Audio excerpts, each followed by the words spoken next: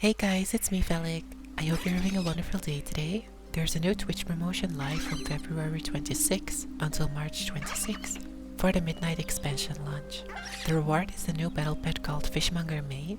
It's not a Twitch drop sadly, but it's to support a streamer promotion. You need to purchase 2 subscriptions for streamers who are on Twitch partners or Twitch affiliates who are streaming World of Warcraft during this promotion period. The price of gifting 2 subscriptions would be 2 times 4.99 USD or 4.99 euros, taxes included, and these are 2 one-time payments, not recurring monthly charges. There is also a Twitch drop in the same period which rewards the Cuddly Alliance Blue Gurgle and Cuddly Horde Red Gurgle plushies. To earn these you need to watch 4 hours of World of Warcraft content while these Twitch drops are active.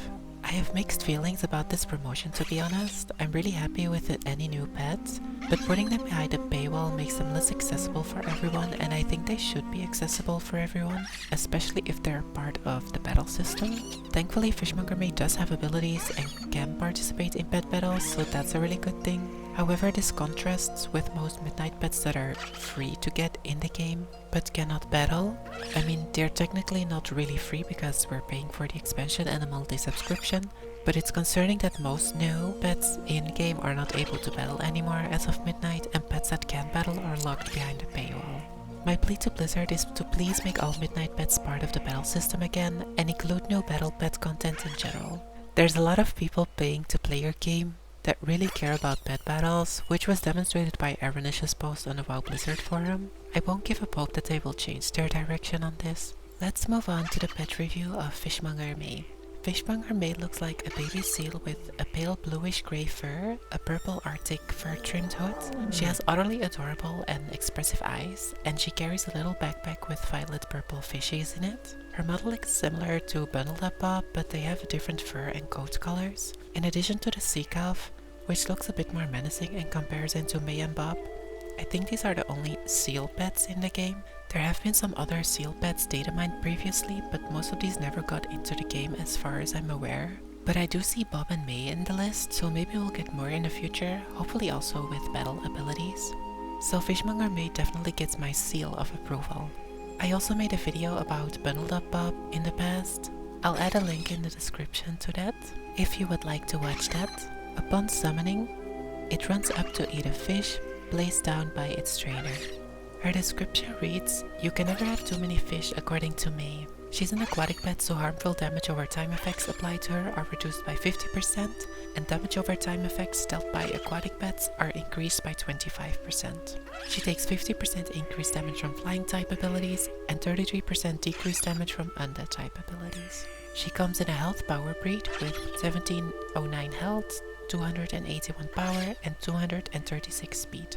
Her abilities are Water Jet, 100% hit chance, blast the enemy with a spray of water dealing 301 aquatic damage, Fish Slap, 100% hit chance, bashes the enemy dealing 301 aquatic damage, Bubble, 8 rounds cooldown, a bubble surrounds you, blocking the next 2 attacks, Dive, 2 round ability, 4 rounds cooldown, 100% hit chance, submerges becoming unattackable for 1 round, on the next round you attack, dealing 361 to 541 aquatic damage. Whirlpool, 3 rounds cooldown, 100% hit chance, causes a whirlpool to form under the enemy pet.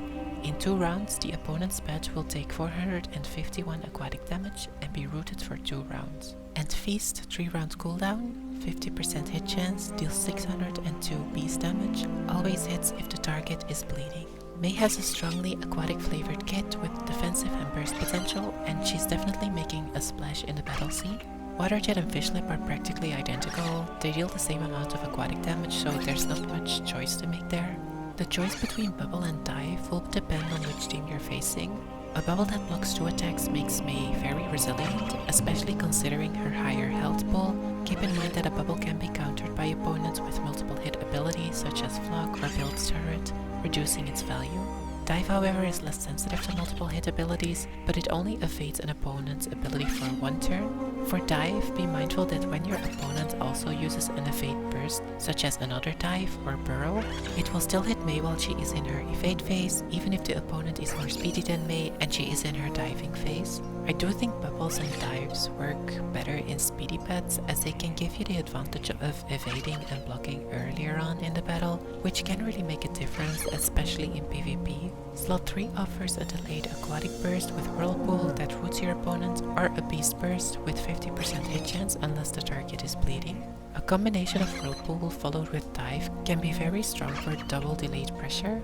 It's a whirlpool of fun if played right.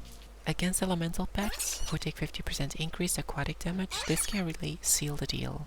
I would not pick the ability Feed, unless you have team support that can apply a bleed effect on the opponent, or if you have a pet in your team that can increase your accuracy, such as Rain Dance, Lucky Dance, or Uncanny Luck. In PvE, it could be a high risk, high reward choice, but for PvP I don't think this would work at all. In PvP, a bleed synergy can also be countered by swapping out pets easily. May does not have any harmful DOT abilities, so she doesn't benefit partly from her family passive racial. However, she will still receive 50% less damage from dots, so she can be very useful in battles that rely on dot strategies. This could be very resilient against undead dot teams, especially against teams that use Curse of Doom, Haunt, or Unholy Ascension. To conclude, Fishmonger May is a durable and versatile aquatic pet with strong defensive tools and solid burst potential.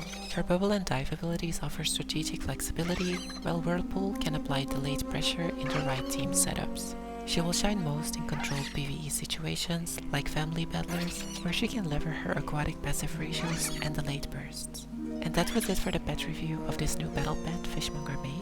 Before we wrap up, I also want to mention that signups for Season 4 of the International Pet Battle PvP Tournament, the Pet Masters League, are open until April 4th. The Pet Masters League is an incredible fan-created international tournament with a fantastic community behind it. I've participated twice now myself and it was totally worth it. You learn a lot about pet battles and pet PvP, and you meet amazing people who also love pet battles. If you're interested in participating or just want to learn more, you'll find the sign-up link in the description below. Thank you so much for watching, and I hope you enjoyed this video. May your pets be cute and the RNG be ever in your favor. See you next time. Bye guys!